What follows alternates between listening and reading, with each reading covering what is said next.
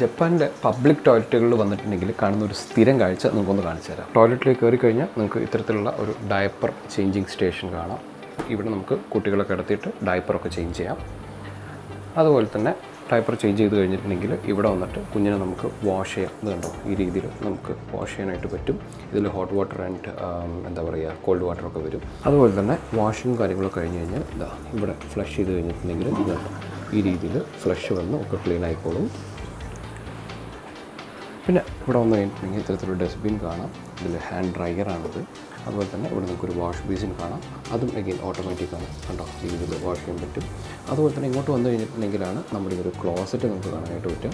ക്ലോസറ്റിൻ്റെ സൈഡിൽ നമുക്കൊരു വളരെ കോമ്പാക്റ്റ് ആയിട്ടുള്ള ഹാൻഡ് വാഷ്, ഇതും ഓട്ടോമാറ്റിക്കാണ്. കണ്ടോ, ഇതിൻ്റെ സൈഡിലായിട്ട് നമ്മൾ നോക്കിക്കഴിഞ്ഞിട്ടുണ്ടെങ്കിൽ ഇതിൻ്റെ സ്വിച്ചസൊക്കെ കാണാം. ഇത് കണ്ടോ, ഇതാണ് ഫ്ലഷ്. അതുപോലെ തന്നെ നമുക്കിത് സ്റ്റോപ്പ് ചെയ്യാം. അതുപോലെ തന്നെ സ്പ്രേ ചെയ്യാം.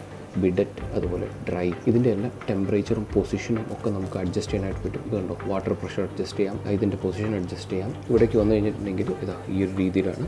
നമ്മൾ ഫസ്റ്റ് ടോയ്ലറ്റിലേക്ക് വരുന്ന സമയത്ത് ഇതിനകത്തൊരു ആംബിയൻ ലൈറ്റും കൂടെ ക്ലോസറ്റ് പൊസിഷൻ ചെയ്യാൻ വേണ്ടിയിട്ടാണ്, അതുകൂടെ ഉണ്ടാവും. ഇത്തരത്തിൽ ഒരു ബാക്ക് റെസ്റ്റൊക്കെ കാണാം. ഇതിൻ്റെ പുറകിലായിട്ട് വന്നു കഴിഞ്ഞാൽ ഇത്തരത്തിൽ സ്റ്റോറേജൊക്കെ കാണാം.